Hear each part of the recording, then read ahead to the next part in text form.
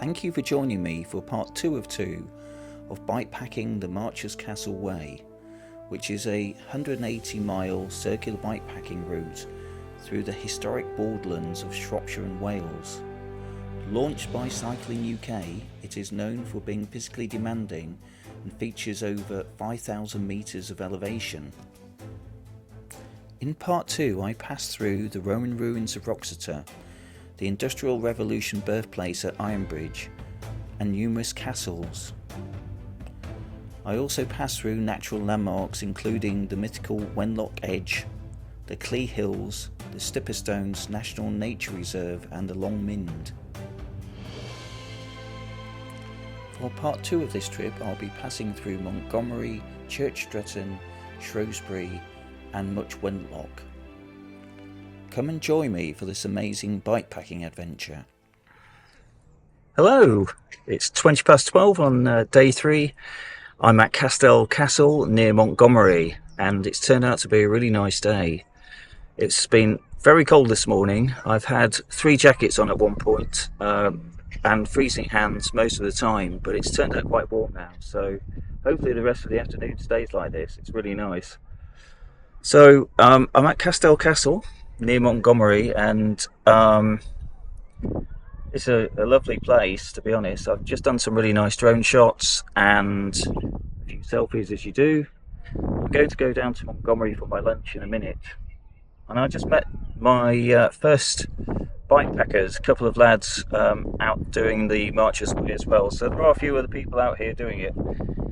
Same as me, they said it was the nice weather that clinched it for them, so hopefully they'll have a good trip. And I think they said it's their first full day, so lots of hills ahead. Okay, see you soon. Bye for now.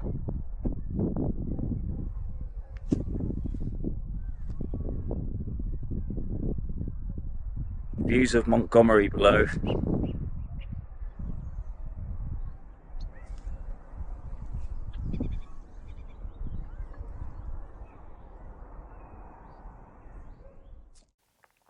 Between 1067 and 1214, the original castle, known as Hen Dorman, was established by Roger de Montgomery for William the Conqueror. It was a moat and bailey fort that was later taken by the Welsh forces in 1214. Between 1223 and 1282, Stone Castle, Hubert de Bergen began building the stone castle on a rocky ridge in 1223 on behalf of Henry III.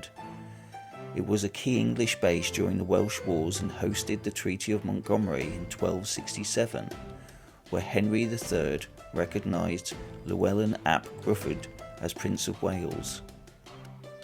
Between 1538 and 1625, the castle, which had been falling into ruin, was refurbished in 1538 to 1543 by Bishop Rowland Lee. The Herbert family later constructed a grand brick house within the middle ward between 1622 and 25. The Civil War between 1642 and 1649, the castle was garrisoned, captured by the parliamentarians in 1644, and followed a major battle in 1644, was largely dismantled by the Order of Parliament in 1649. By the 19th and 20th century, the site was excavated in the 1960s, revealing its structure and numerous artefacts, leading to its conservation.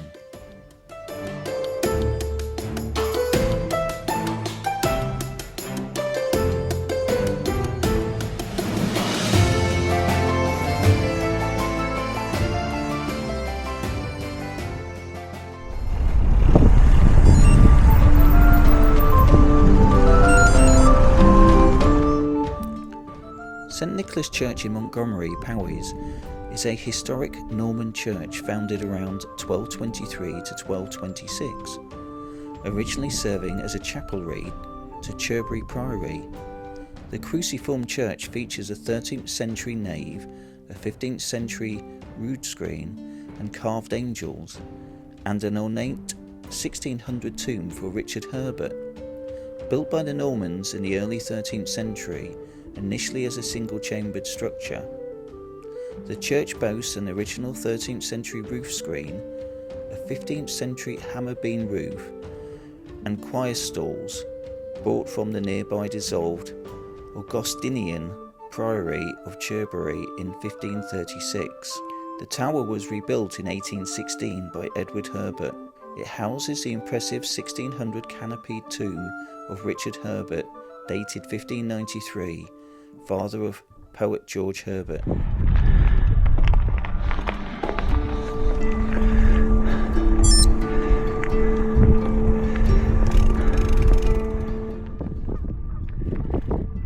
Hello, it's just after 2 o'clock on day 3. Sun's out, it's fairly warm now.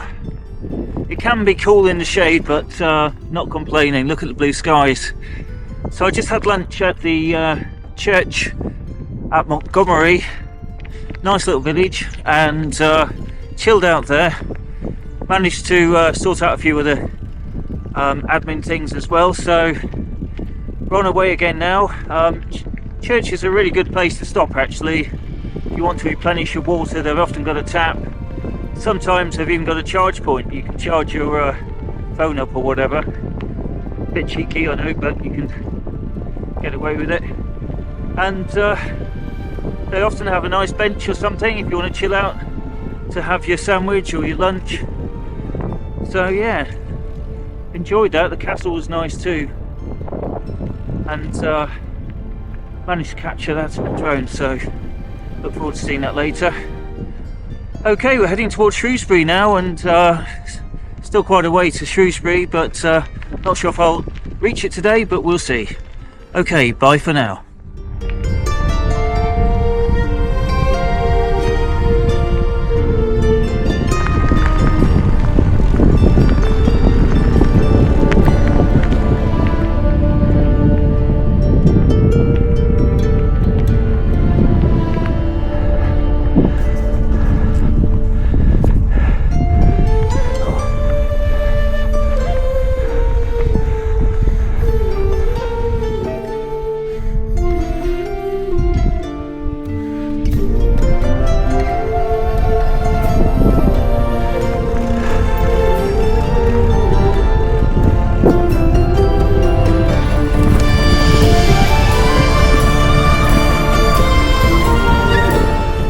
Fold is a Bronze Age stone circle located on the dramatic moorland of Stapley Hill in the southwest of Shropshire, right on the border between England and Wales. Built over 3,000 years ago, it remains one of the most significant prehistoric sites in the region.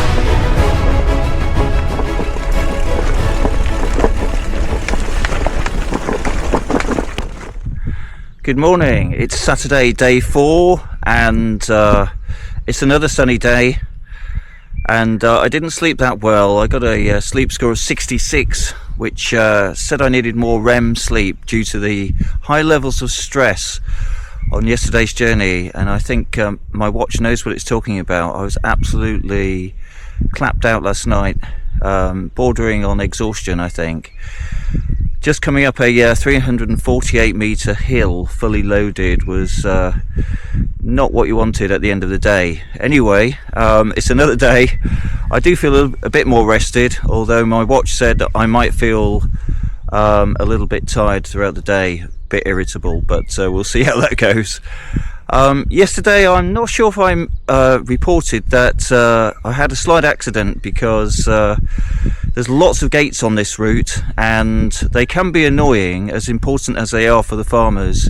Fully understand that, but I parked my bike to close the gate and my bike fell over and cracked my camera. The camera I'm using right now, I think at the time I thought the camera was ruined because I could see the smashed lens, and I tested it and there was all sorts of strange lines going across the image. Then I realised that it was just a guard cover. So however, the downside is I have to take the guard cover off to do any filming, and so that's a slight inconvenience, but it's only £6 to replace, so I should be thankful for that at least. So the revenge of the gates, I think. Anyway, I'll show you a little bit of my camp. I can't remember whether I filmed it last night or not, but anyway, here we go. It's a lovely view behind me. You can see the bike there, and if I swing round you'll see the tent.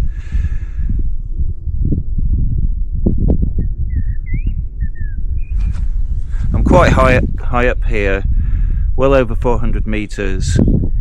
It's not quite as cold as it was yesterday. Yesterday was absolutely freezing in the morning. I think we're probably at 3 or 4 degrees, and it's due to warm up a little bit quicker than yesterday, I hope. So we should be okay today. So I'll make the most of that, although it was, dare I say, a little bit hot in the afternoon going up those hills. Anyway, that's all for now. Heading for Church Stretton and then Shrewsbury. So we'll see how that goes. Bye for now. Bye.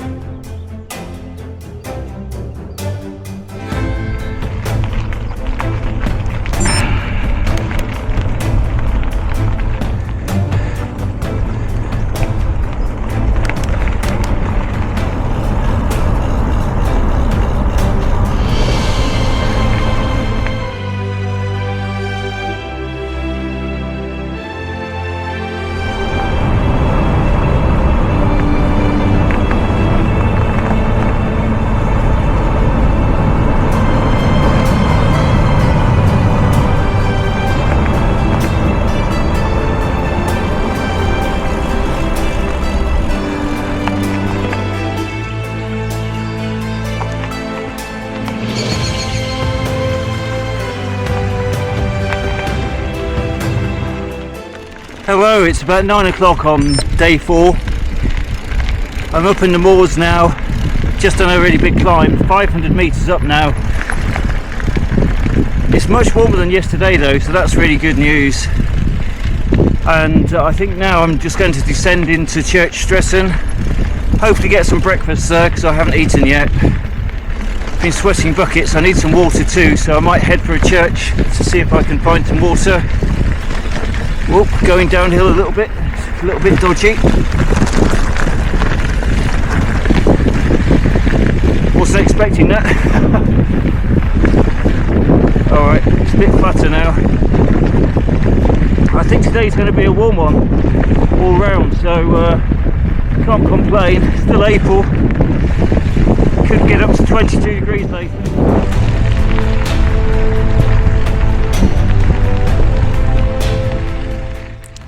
Long Mynd is a sprawling heath and moorland plateau in the Shropshire Hills, national landscape. Its name literally means long mountain from the Welsh Mynyddir, reflecting its 7-mile length and massive scale. The highest point, Pole Bank, stands at over 516 metres and offers views reaching as far as the Brecon Beacons and the Malverns on clear days.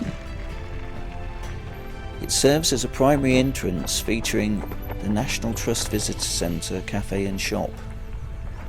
The plateau is crisscrossed by ancient tracks like the Portway, a Neolithic trading route that runs the length of the ridge.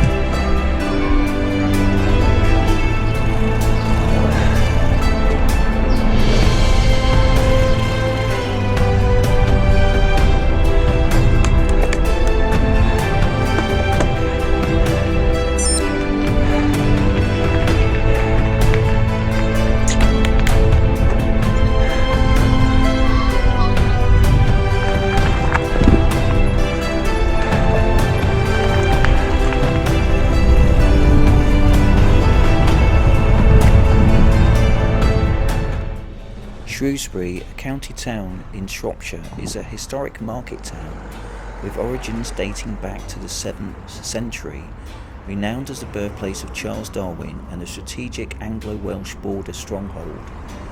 Known for its medieval timber-framed houses, the town was a major wool trade hub. Its rich history includes the 1403 Battle of Shrewsbury, significant railway development and the world's first iron frame building, the Flaxmill Maltings.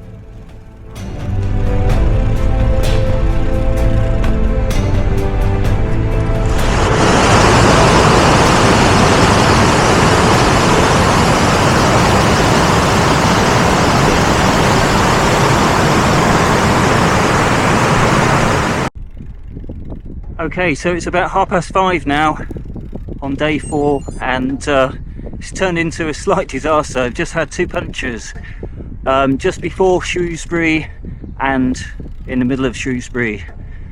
I put a tubolito on the back tyre to begin with, thinking, well, that'll sort it. Made fairly quick work of it, and then realised it was going down slowly and then fast in Shrewsbury. And then I had a little panic because Halfords was quite a way away, and I found the Trek bike shop and managed to buy a proper inner tube and stick that in. They kindly let me use the stand in the shop, so big thanks to them. Very friendly, made a big difference. But I did lose about an hour and a half, maybe 2 hours of time faffing about trying to sort it all out. So everything's gone a bit pear-shaped, but it's a nice and flat sort of area at the moment, so I'm not complaining.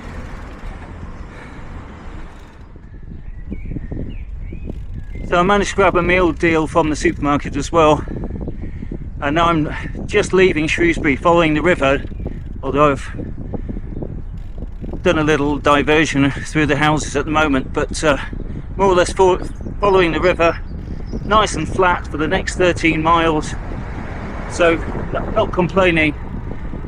I've only got an hour and a half or so to cycle, so we'll see how far I can get. Again, haven't done the mileage I wanted to do, but it's been a really nice day, very pretty.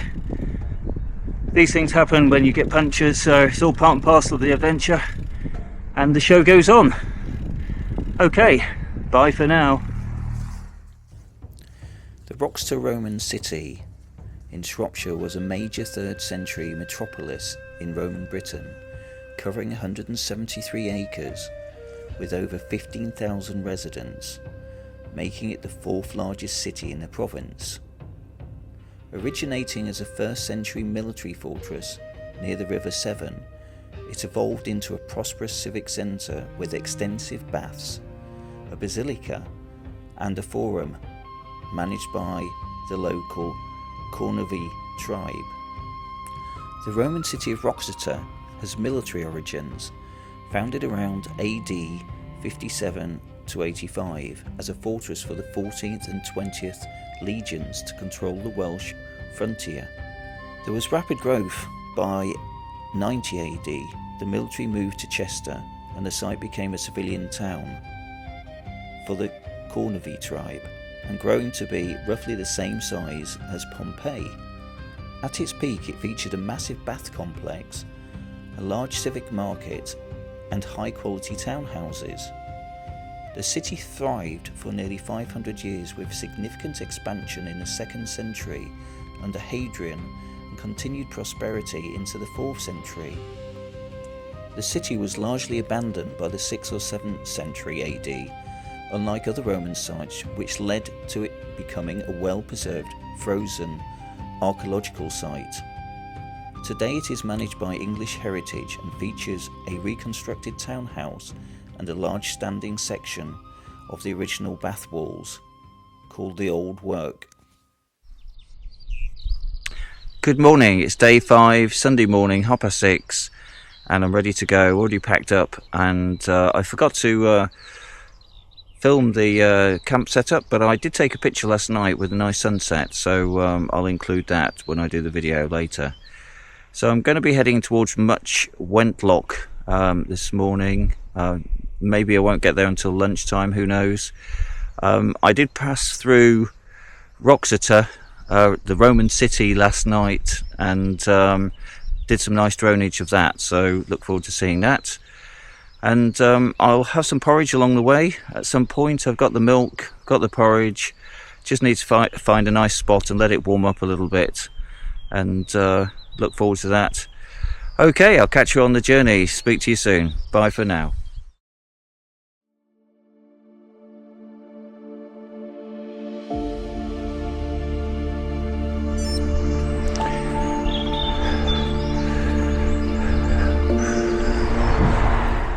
Ironbridge in Shropshire is renowned as the birthplace of the Industrial Revolution and a UNESCO World Heritage Site designated in 1986.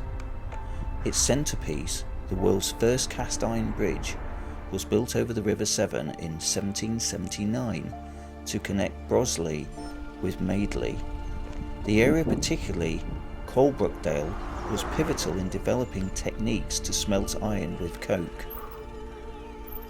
The Iron Bridge, designed by Thomas Farnold Pritchard and built by Abraham Darby III, the 100-foot span demonstrates the structural potential of iron, replacing traditional stone or wood.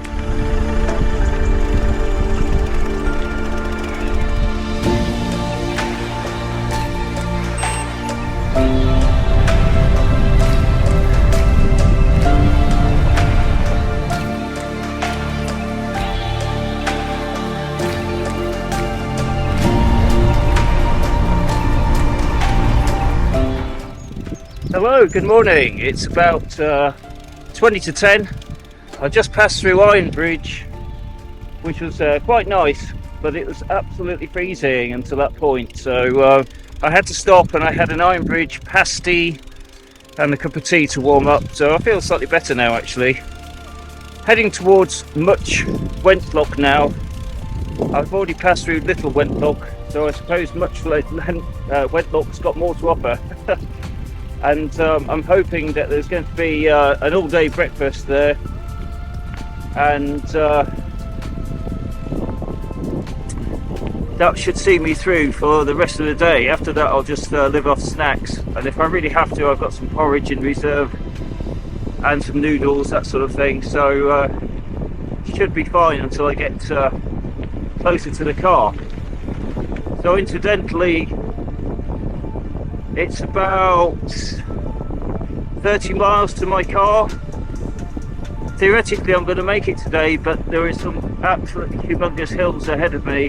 One of them's 510 metres and my legs are already tired now, so God knows how long that will take to negotiate that one, but we'll see how it goes. But theoretically I'll be hitting the car later. I might stay the night while camping, just so I don't have to travel back late, that sort of thing, so we'll see. Or I might stop before the finish for that reason. Okay, that's I'll report in soon at Much Wentlock. Bye for now.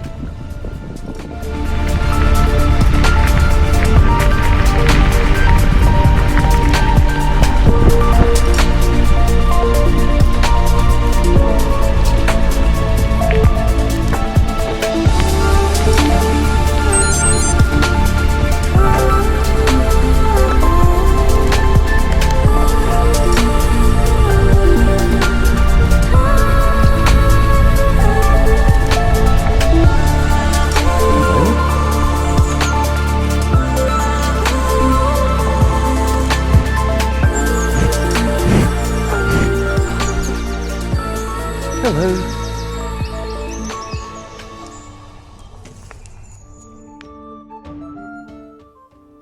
Much Wentlock Priory has a layering of history that spans nearly 900 years of continuous monastic life.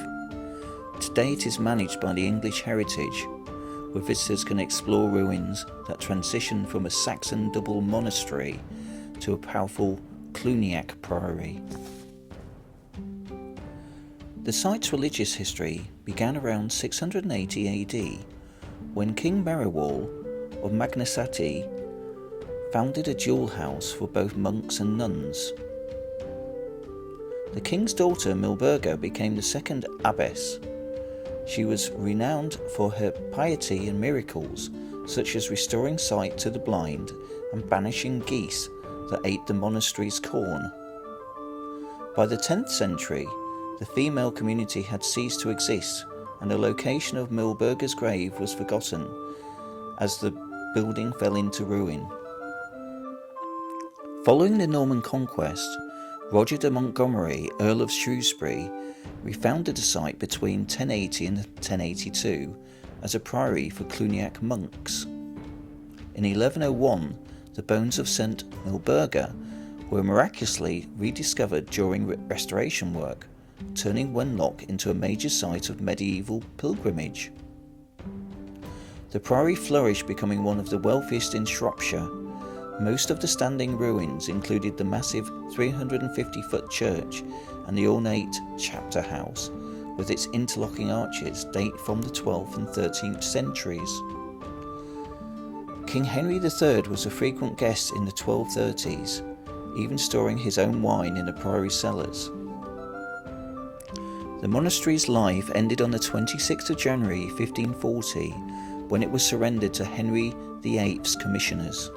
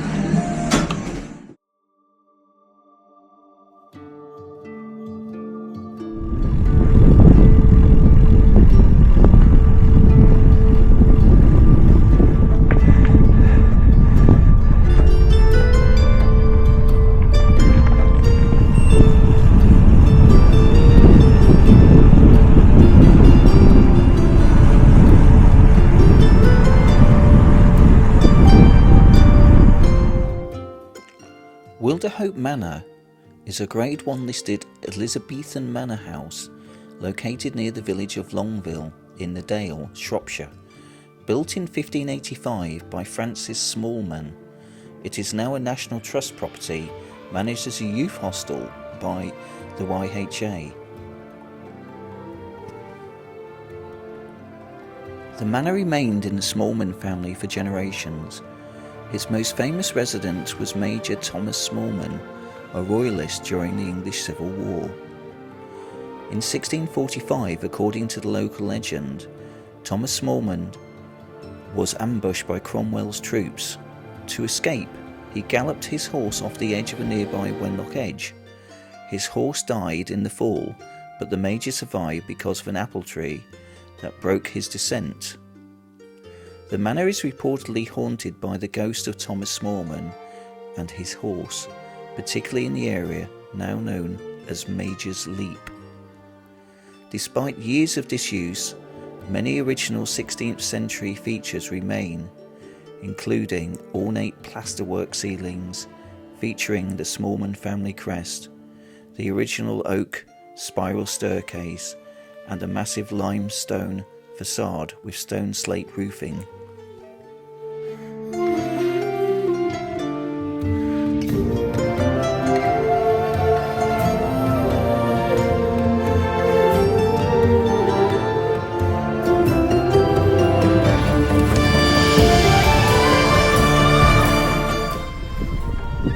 Hello, it's 2:30 on day 5. The sun's out, it's warmed up a bit. Just about the right temperature actually, not too hot. Yesterday was a bit too hot. And I've just been playing with the drone at Wilderhope Manor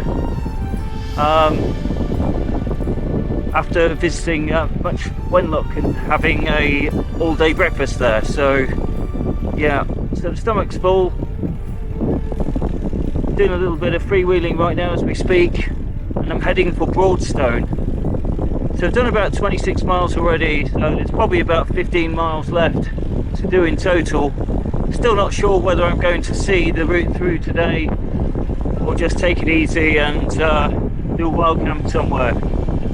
We'll see how it goes.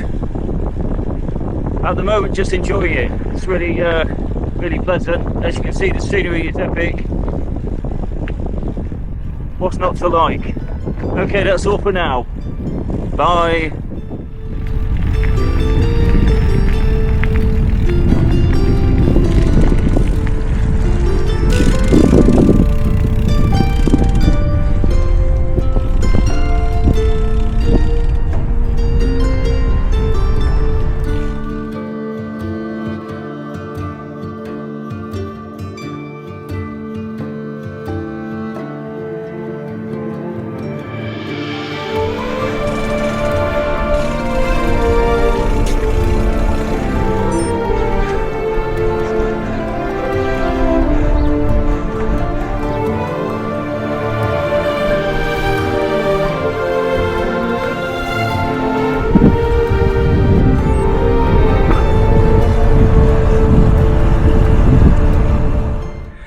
Hello, it's 4:30 now on day 5, and I've just been hiker biking all the way up this hill. If you can see the path behind me, absolutely insane. It's the last big hill of the day. 368 metres of ascent, taking me up to 510 metres. I think I've got about 140 metres of ascent to go, and once I'm up there, hopefully there's a ridge, and I'll probably stay up there for the night. Just chill out, because I'm actually quite close to the car now. 10 miles from here and counting down, so I can polish it off in no time at all in the morning, because a lot of it's downhill. So yeah, I think that's what I'm going to do, because I don't really fancy a late journey home tonight to Essex. Anyway, I'm disappearing into the woods now. You can see them behind me on the path, and the bike just about glimpsing through there. Yep. Okay, epic views though, so can't complain. Bye.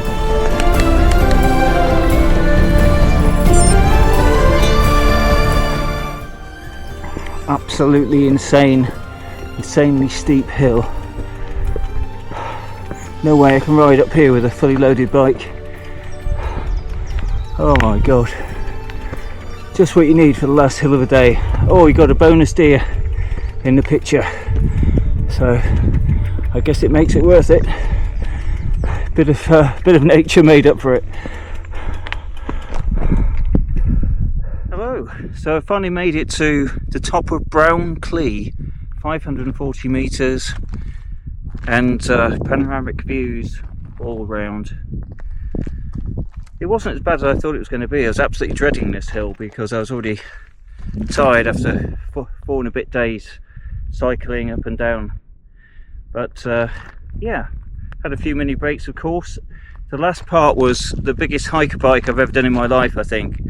It was just so steep and just went on and on. But somehow, it was a nice smooth surface at least, so I've done worse hiker bikes in the Lake District, in the Lakeland 200. That was absolutely criminal because you have to push it over rocks. That shouldn't really be a bikepacking route, but this one's fine. Yeah, so I'm on top now. I might descend a little bit just to get some miles in.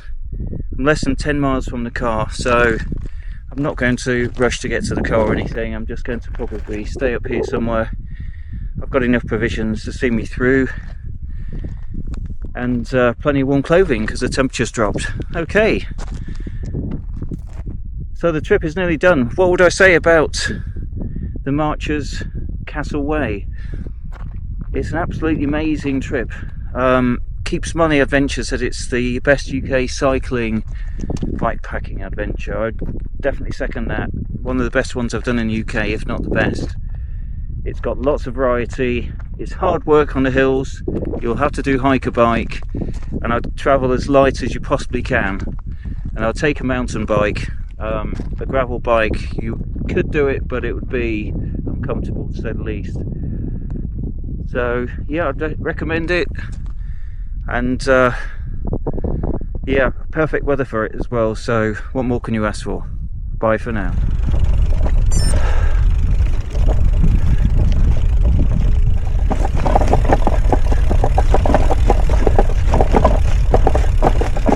Good morning, it's the end of the trip now. I've just spent the final night, like I said, in the woods close to the car. I should be back at the car in no time at all, so I might film a little bit on the way if there's something worth watching, but you can see my camp spot behind me.